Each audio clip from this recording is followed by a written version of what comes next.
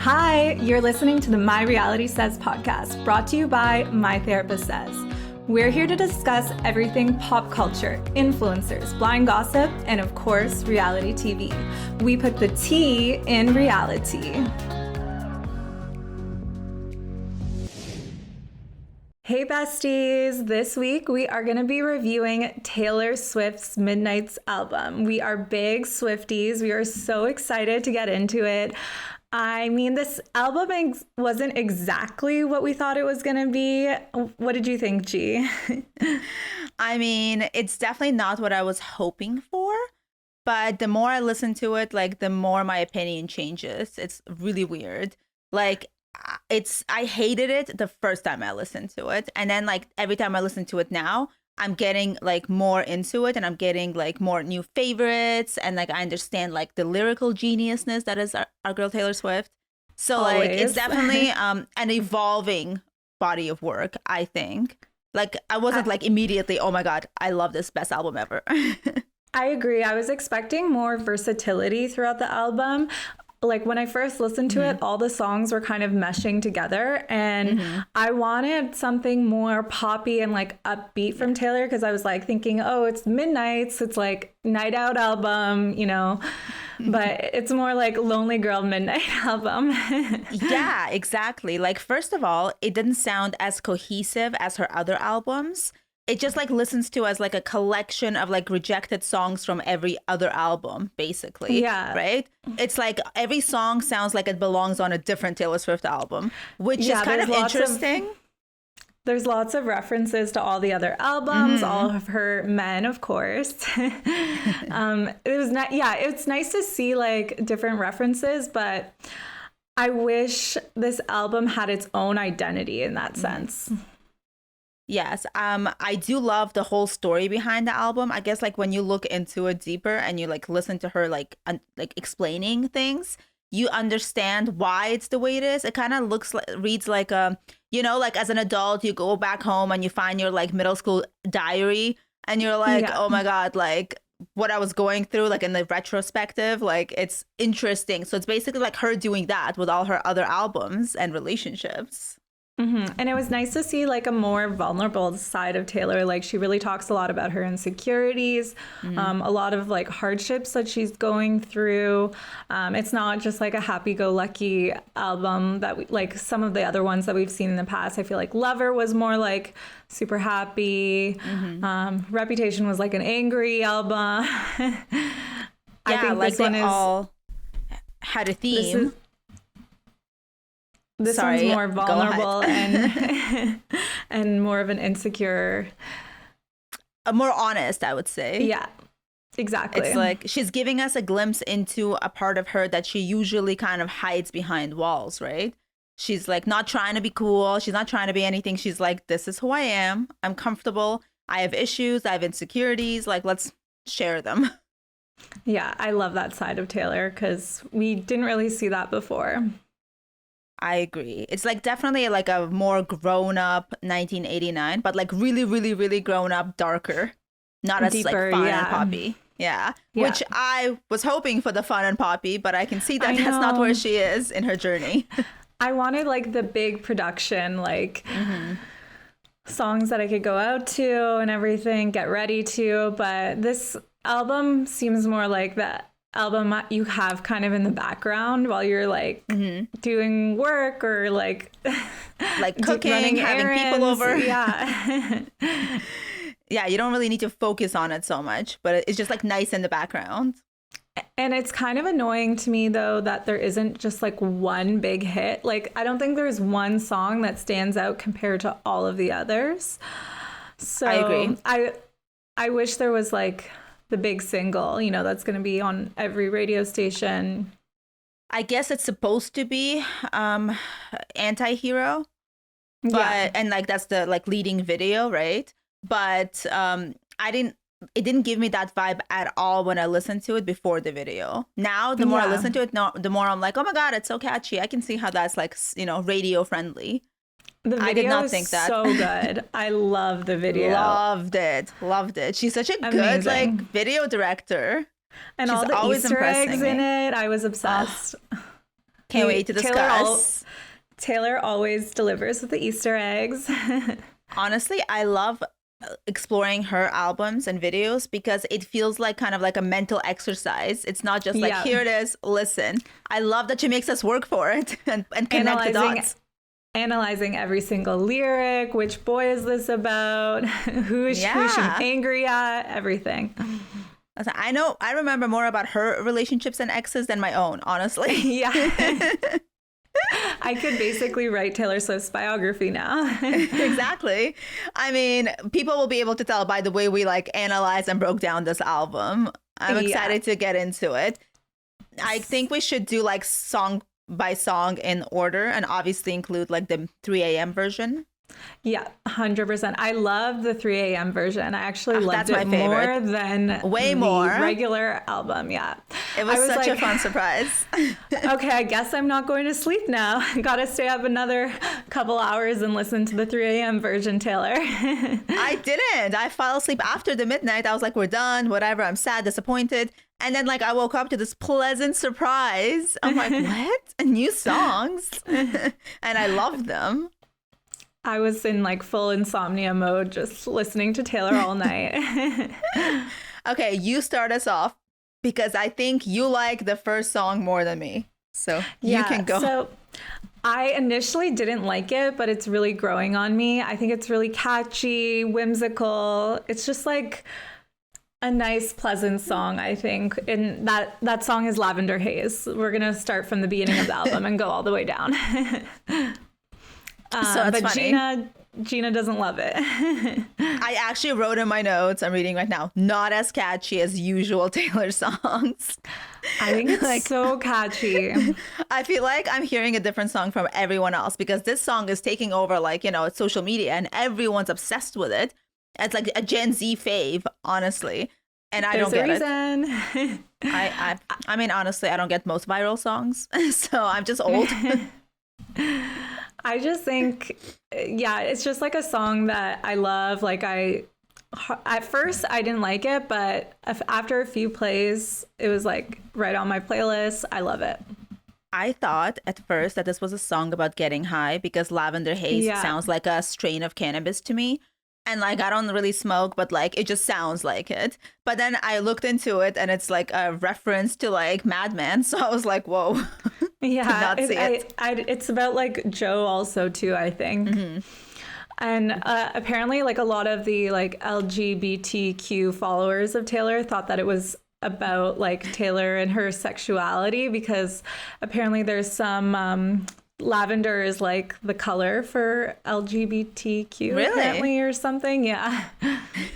Well, I don't know enough about it, but I have seen some of these like tweets. And I've seen some disappointment from her fans. Yeah. I've heard of it being referred to as like a gay anthem, so. Yeah. And what's your favorite lyric? Favorite lyric? Okay, so let me see in my notes here. I have the 1950s shit they want from me is if I'm gonna be your bride, the only kind of girl they see is a one night or a wife. Genius.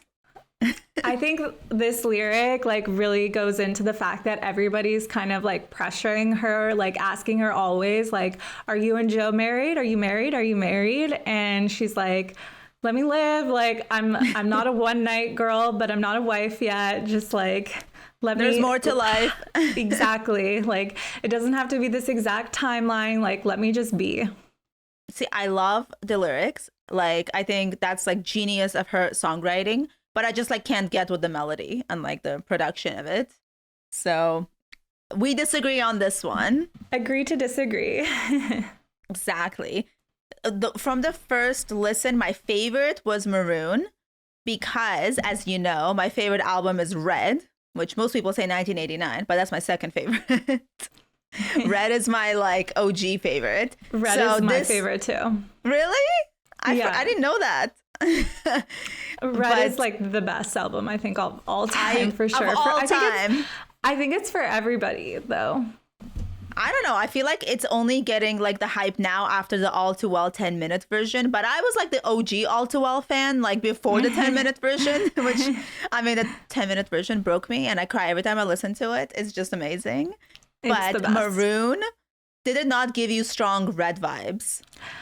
Okay, so I'm actually gonna disagree with you again on this one. I was a little disappointed. I thought like I didn't have like strong feelings toward it. I feel like it was just like blah. Like I feel like she should have gone further into like the color symbolism and stuff. I wasn't really into the lyrics. The song was just like meh for me.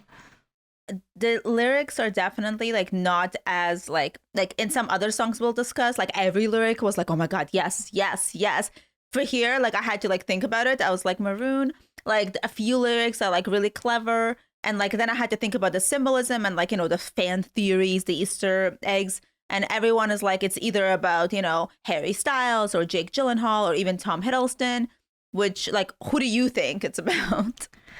I think it's probably about Jake just because it's like a Red reference, but I mean, it could be Harry too. It's Who do you almost like think? it's almost like she's confusing us on purpose because it's like the Yeah. perfect like mix of like Harry and Jake. Like I don't really see Tom, honestly. But No. like to me, it's like, yes, Jake, because obviously like it sounds like red, and then the color thing, you know, she goes from like loving you is red, and then like whatever this song is like the crimson, the after red effect, like it's all sad, whatever. But then like also the Harry part, because like, you know, they were in a long distance relationship, and there's a beautiful line, the rust that grew between telephones, the lips I used to call home. So like clearly that's about a long distance relationship, right? And I do think that Harry kind of inspired her best songs for some reason. That makes sense. I didn't even think about the long distance thing in that line. Did you see on like Reddit and Twitter, they were like saying how like this could be also a nod to like a One Direction song called Olivia, which funny, they have a song named Olivia. Like that's a whole other thing. Oh my god. I Like, just I put had no that idea. together. Wow. It's like manifesting. I don't know what it is. But Maybe she made a reference to that specifically because he's with her right now. it's true.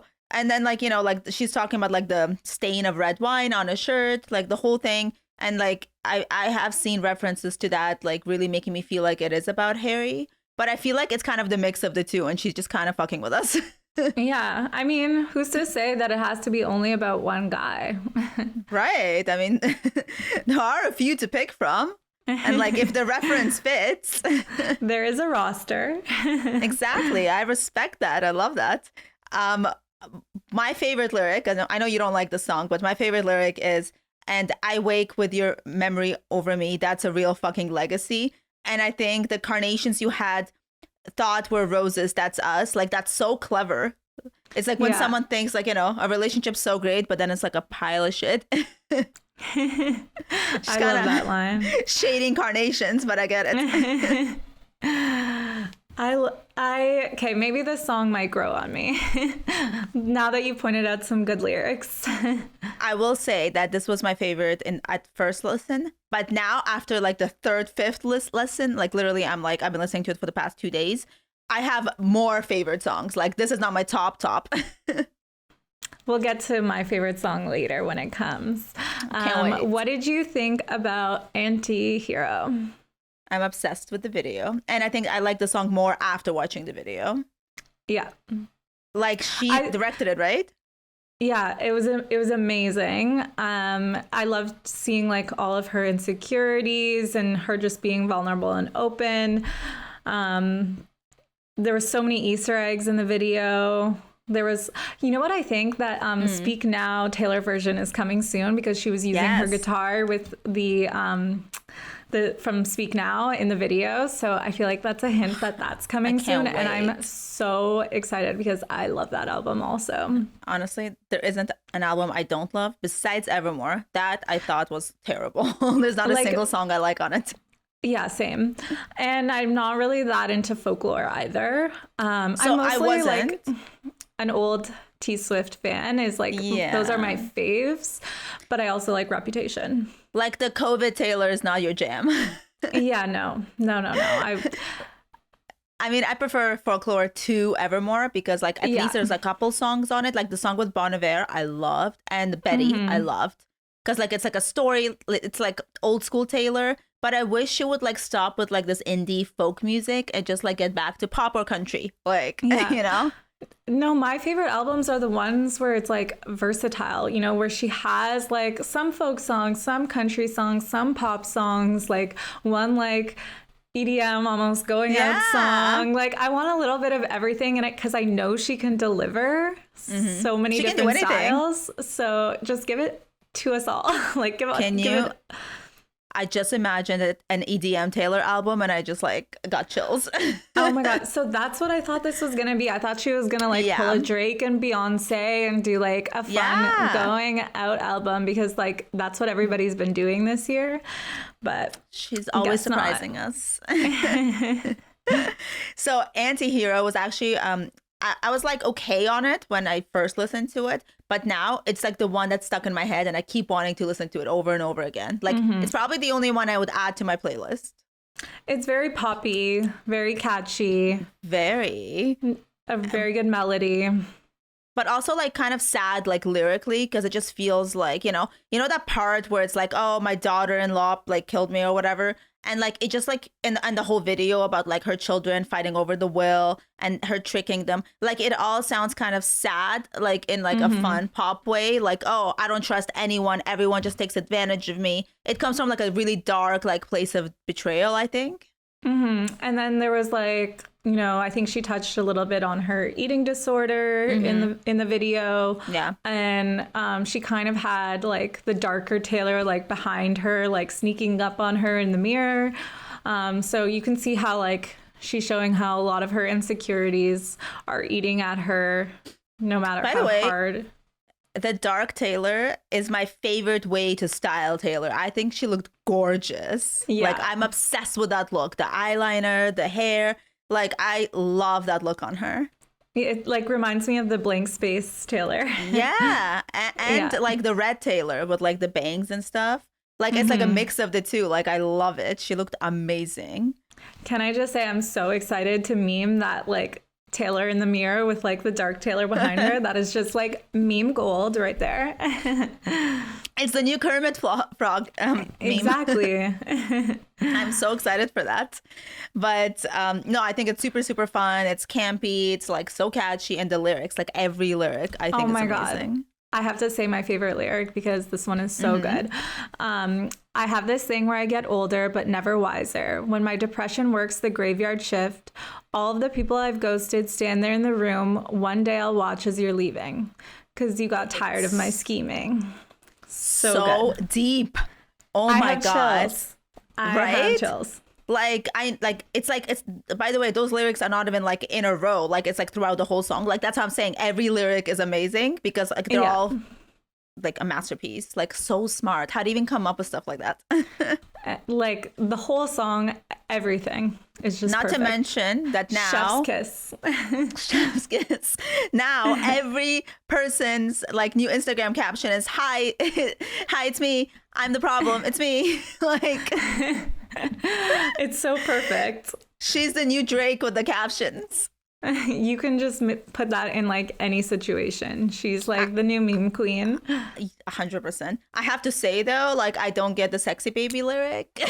Like I don't get Okay, it. so I think that one was about her because, like, if you see the video, she's like a giant coming into this room and everybody's like small. I think that was like her insecurity about being super tall compared to everybody. So everybody's like sexy babies, like little and small. And Like, she's oh my God. yeah. And she's the like tall giant It's just- in her insecurity. So I that's get what I thought that. that was about. But yeah, it's a weird like line to be calling babies sexy. Like it's like I get it, but it's like hi baby. Like it's like, like maybe playing off on that like culture, that aesthetic of like a baby girl. But Yeah. or infantilizing women as like sexy, like which is kind of weird, but it's true. Yeah. But I just thought the lyric was so weird and like jarring because like it's so like not Taylor. So I was like, whoa, did she just say Where that? did Like, that what does that come mean? from? Yeah. Yeah. So a lot of people online like hate it for that because it's so random, and a lot of people love it because it's so random. Yeah. I mean, I liked it better like once I saw it in the music video and saw the context Yeah. of it. So, Definitely. But yeah. either way, everyone's talking about it. Taylor's gonna get everybody talking, that's for sure. Everyone was talking and waiting for the Lana Del Rey collab, which literally Oh my God, so disappointed. I was waiting the whole song being like, Lana, where are you? Where are you? She's like somewhere in the back, like whispering. Like, did she even make it to the studio? Is she outside Yeah. recording? Like, what's happening here? I don't get the point of the song. I don't understand why a Christmas vibe song is on this album. It just like gave me nothing. Like, you can do so much with a collab with Lana, but like she gave us nothing. I was really disappointed. It was nothing in a song, exactly. Like, I was just like, okay, like, it sounds so Christmassy and snowy. It's like a Hallmark movie of Christmas movies, you know? And this is like the Hallmark like version of that in a song. Like, it's not really a holiday song, but it's kind of trying to be. Yeah, not into it. I wish like Lana had her own like verse and everything instead of being like a backup singer. And That's weird yeah, that she didn't. And the imagery and everything of the song just like didn't make sense to me. So not a vibe. I mean, I know that like everyone's talking about like the one lyric that she once again alludes to like an eating disorder, like that I hosted parties and starved my body, like I'd be saved by a perfect kiss, which is a beautiful, beautiful lyric. Obviously talking about like wanting to be saved by a perfect man, being good enough finally. But like, other than that, this song gave us nothing. I mean, it did give us that one Janet Jackson lyric, the all for you, I'm all for you, like Janet. I love that. Was that this? Oh my God, I'm wrong. Sorry. That was the line. I'm talking about a different song. The hosted parties one was You're on Your Own, Kid. I misread that. I'm reading my notes and I totally misread. I'm like, that doesn't sound right. No, it was a Janet Jackson lyric, and that's really all it gave us, which that is my favorite Janet song. It came out. I remember it like yesterday. I'm telling on myself. Iconic song. I love that Taylor can, you know, throw those references out at other artists so seamlessly. Amazing. I love her, even though she did not honor Lana Del Rey in a way she deserves. Yeah. She honored Janet, but not Lana. Why? I don't get it. So I jumped ahead, but You're on Your Own, Kid, loved. I liked it. It wasn't my favorite, but I like it. Like, it was cute. Like, it was like, you know, like so easy to listen to, and like melodically, like she sounded vocally amazing. It was just kind of like, oh, like it's like a very like pleasant song is what it is, right? Yeah, no, I did really love her vocals in it. So what was your favorite lyric? So this was the hosted parties and starved my body. Oh, right. Like I'd be saved by the perfect kiss song. So this was the like basically about her eating disorder. And I think also like, you know, remember that good old time when she was like the ringleader of the girl squad, like the supermodel girl squad. Yes. So I think that like is a throwback to those times when she was seen as like this gorgeous, like beautiful woman surrounded by other beautiful women, just like having the most carefree, beautiful life. Everyone wanted to be them. Yeah. I know I did. That was like when she was considered like taking over the world almost, Taylor, you know, and then she had her whole breakdown, everything, the whole Kanye stuff. So that was like peak. This was when she was like on the very top before she was taken down, right? Yeah. So but she's singing basically about like how fun that time was, but the whole time she was waiting to be saved by a man. So like relatable. Yeah. Be relatable. So my favorite song is coming up, or one of my favorite songs, and Gina hates it. But I actually love, like, she brings a lot of this like robotic, like auto-tune voice in that I am loving. I love it so much just because this album sounded so similar throughout that I like that this kind of like broke it up, gave us something a little bit different. The song was just like a hit for me. Okay, well, you're saying brought something different, broke it up. I would say it was jarring as hell. You're like, who is this monster speaking I was to like, me? I thought something was wrong with my my Spotify. I was like, oh my god, like it's not like there's noise in it. Like it's weird. It didn't sound Are finished. my headphones broken? Yeah. No, I loved it. I saw what she was doing and I loved it. It's so catchy. Like I want to like listen to that, just that like beginning part and the like verse over and over and over again. What was the verse again? It was like he wanted comfortable, I wanted that pain. Oh my god, I should not sing. He wanted the bride. I was making my own name, chasing Yeah. the fame. It's like the feminist manifesto we all need. Yeah. I loved it. No, this song was amazing for me. 10 out of 10. Do we know who it was about? Because it was like she was almost like apologetic in it. Yeah, I think this one I heard was about Tom Hiddleston. That makes sense. I also heard Taylor Lautner because like I guess those are the two guys whose hearts she broke apparently. Yeah, and like they kind of stayed like stagnant after that, I guess. That makes sense. It kind of did. Yeah. Well, Taylor Lautner actually married someone named Taylor, so that's cute. Oh my god. Okay, next song. Question mark. I like this one. It was like fun, very like poppy 1989. Yeah, Like- I love the 1989 vibes in this one. I mean, I didn't really think twice about it until I read some theories where people are saying it's secretly about Carly Claus and their secret gay relationship. Oh my god, no way. I didn't even realize that. Yeah, I didn't either. But then like there were all these lyrics basically. Like there's like a political lyric. It was like she was on your mind, like some dickhead guy that you saw that night, but you were on something. It was one drink after another, fucking politics and gender roles, and you're not sure, and I don't know, got swept away in the gray.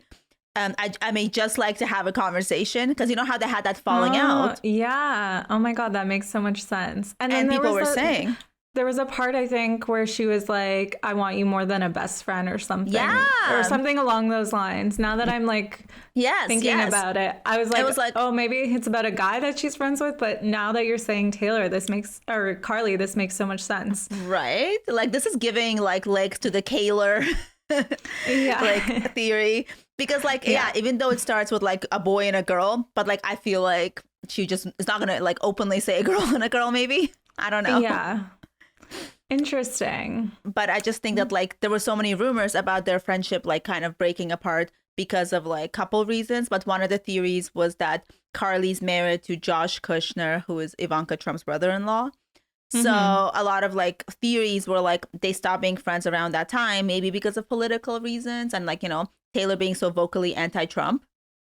Yeah. And I feel like it's also like if they did actually have a full on some kind of relationship, I feel like it's kind of hard to be like go back Friends? to being best friends with someone after that.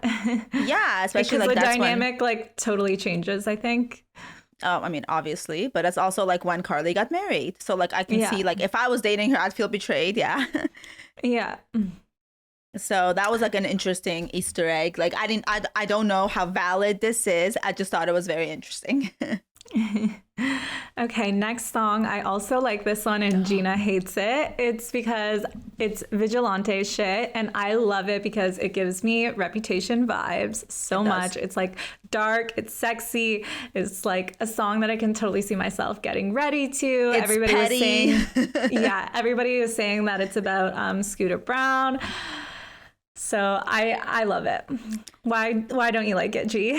Well, I don't like the name. Like vigilante shit just sounds kind of like lazy, honestly, and like kind of not like almost beneath Taylor's talent for like naming things and like writing. Like I like the lyrics. I think they're super fun. I like the references to like people that wronged her. I mean, this could be Scooter Braun and Yael and their divorce. This could be Kanye and Kim and their divorce, right?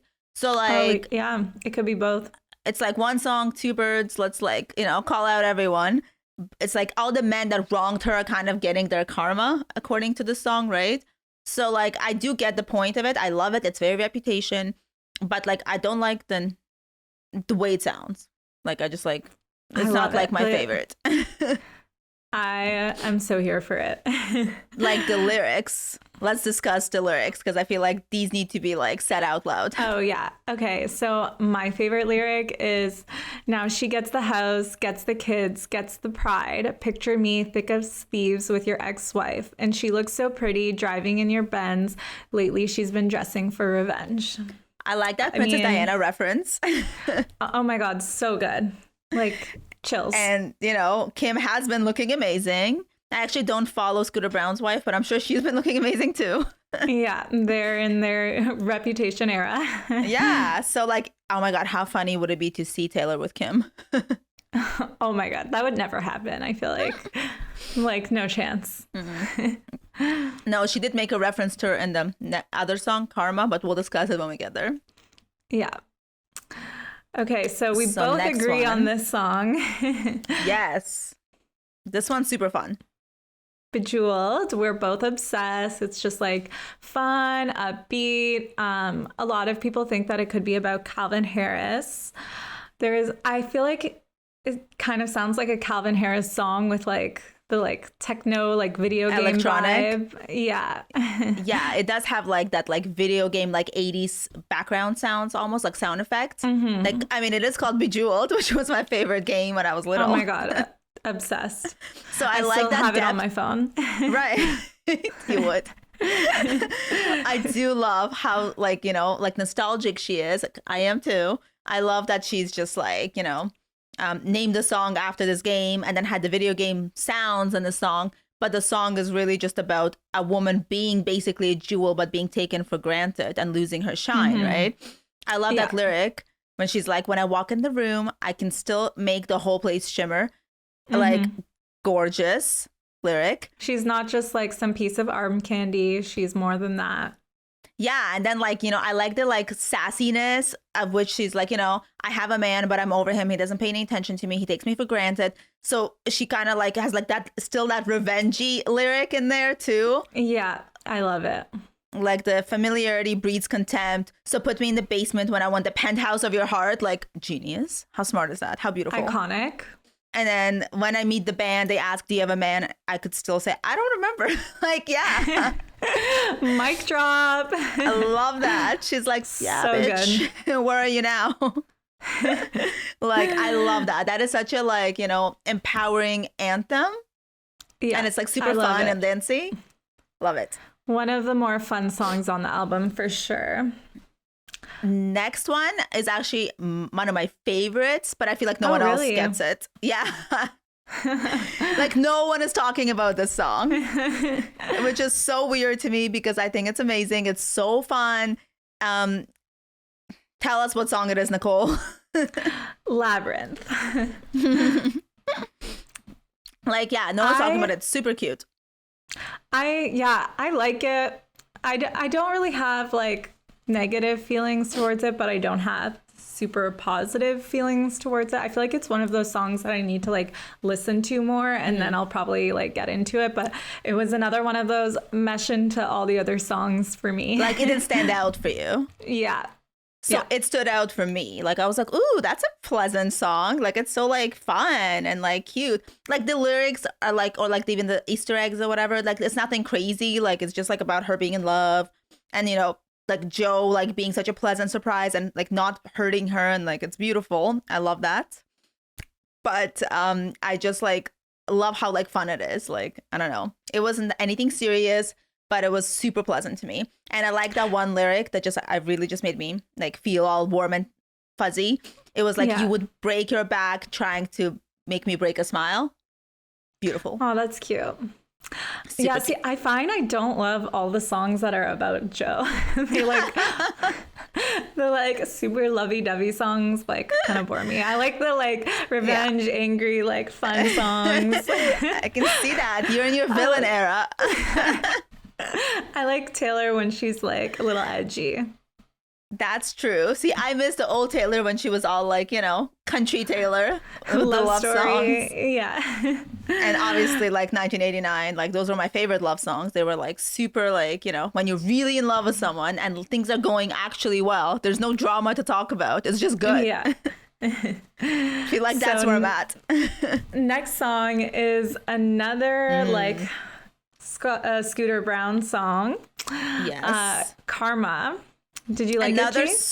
so this is one of the other songs that's immediately like went viral on like social media with everyone being like, oh no, she didn't, that was amazing. Like she like really got back at everyone, and the lyrics, like it's just so catchy. I liked it a lot. Yeah, it was interesting because this is like a kind of like fuck you in the sense that she's like, yeah, I have good karma and you don't. I'm happy, like living my best life. Good luck to you. That's when she was like, I keep my side of the street clean. Yeah. I loved it. So Amazing. they did say that, like, you know, I mean, internet is like obviously stipulating that it's like it could be about Scooter Brown, Carly Claus, or Scott Borchetta. There's like a lot of people that basically wronged her that it could be about. Kim, Kanye. I mean, we could go on for a while. Exactly. She probably has like a little black book where she's like, gotta write a song about this one, this one, this one. Well, you know she does. That's what this whole album is about. Yeah. Literally. I respect that because I'm a petty queen too. We love to see it. I love it. And yeah, there's a lot of theories about it. I think it's super fun. Like that whole chorus that everyone keeps like making TikToks to, I think, because Karma's my boyfriend, Karma's God. Like it's so fun. It's so catchy. I love that. Love Next song, we have Sweet Nothing. You're not going to like it, dude. No, okay. This one, I actually like it. Really? It's just like, it's like happy-go-lucky, but not, it's like mushy, but like not too over the top, I think. Because this is another Joe Alwyn song. Yeah, he wrote it with her, right? Which is cute. I didn't realize that. What's your favorite lyric?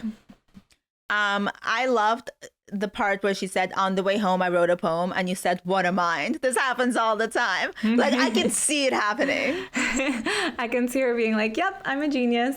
Like, you know, she's that girl who's just like scribbling down quick lyrics, like as they come to her anywhere she is, because she's a damn genius. And people being like, oh, there she goes again, being Taylor. Poetic Taylor strikes again. Like, you don't know when inspiration's gonna strike. It's also just like super cute about like being loved for who she is and Joe not needing anything from her. Like you can tell it means a lot to her. And you know, it's cute. Here for it. Okay, next song is my all-time favorite one, Mastermind. It's giving me blank space. I love it. Oh my God, it's so fun. It's like one of the most poppy songs, I think, on the album. So good. Just obsessed with it. Like it's about like scheming and like, you know, we love a schemer. We sure do. I do love it. That's one of the first, like one of the songs that really jumped out for me at the first listen of the album. And it's still there, you know? I just find it so clever, so fun. I know she's being kind of like tongue in cheek, but like, it's kind of almost seems like a sequel to Blank Space about like, you know, girls being crazy and like, oh my God, manipulating. That's like the, you know, the reputation she has. But she's like playing into it. I love it. I've been listening to this one on repeat, like obsessed. What's your favorite lyric? You see, all the wisest woman had to do it this way because we were born to be the pawn in every lover's game. I love that. Like the chess imagery and everything. It's so good. I love the connection, the nod to Blank Space, because like the lover's game. Like that really just like brought it back for me. I was like, oh. And wasn't there chess imagery too in the Blank Space in the video? Yeah. Exactly. Yeah. Like when I think of the song, I imagine the Blank Space video. Like it's kind of cool how she like made that happen for us. I really want her to do another video. I mean, like she has done a lot, apparently. I wonder like what songs they were for. I can't wait to see them. I'm so excited. Okay, next one. We're moving into the 3 a.m. part. Woo! My favorite. Yes. So I love The Great War. I like it too. It's like very classic Taylor, like with all the old school, all the metaphors, the historical metaphors. I love it. Like, you know, she's painting you a story. Like it's like her classic like love story of like, you know, back in the day. It's kind of like giving me like Fearless, Speak Now Taylor.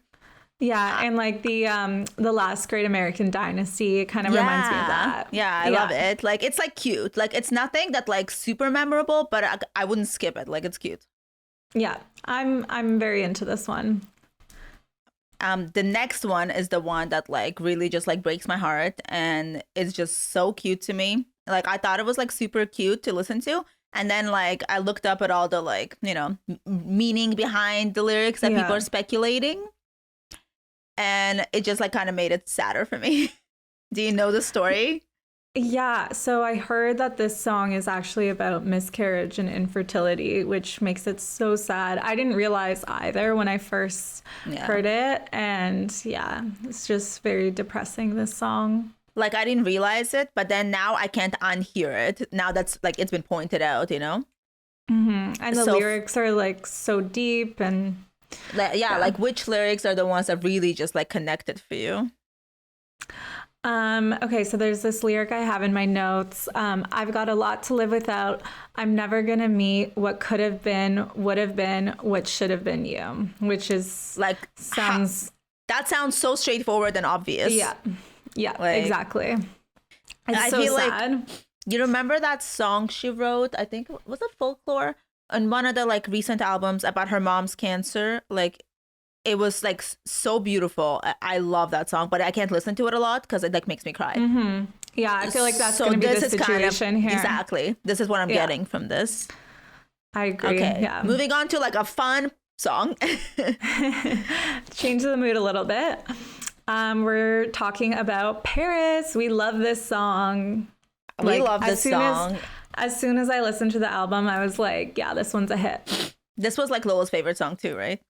Like super, super cute, super poppy. And it's just like, again, about her relationship with Joe and how like, you know, the lengths they go to keep it private and like safe, I guess. Yeah. I think it was a lot about like the beginning of the relationship too and how like, you know, you're hiding the relationship at the beginning and stuff. I saw a lot of that in the lyrics too. I like the nod to like, you know, traveling with like, you know, your love and like having like that like privacy and hotel room fun. Like it's just like giving that whole like romantic like Parisian vibe. I love it. And how like the city is like magical when you come with your love and like it's just really cute, this song. What's your favorite lyric? Well, it's like this whole sequence of like privacy sign on the door, which is obviously hotel rooms, beautiful, cute, romantic.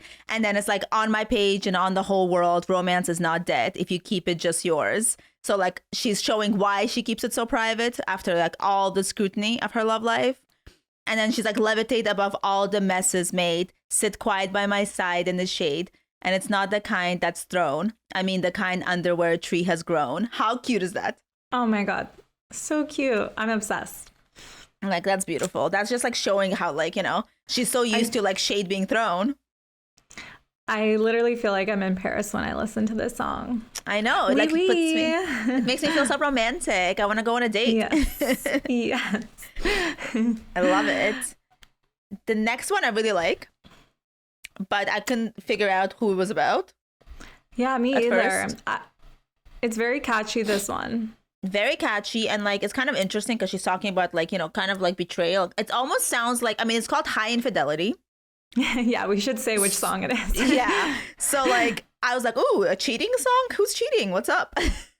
But it just like kind of, there's so many theories about this. I think it's super catchy, super quick and fun. People say it's about Calvin Harris because she keeps singing about April 29th.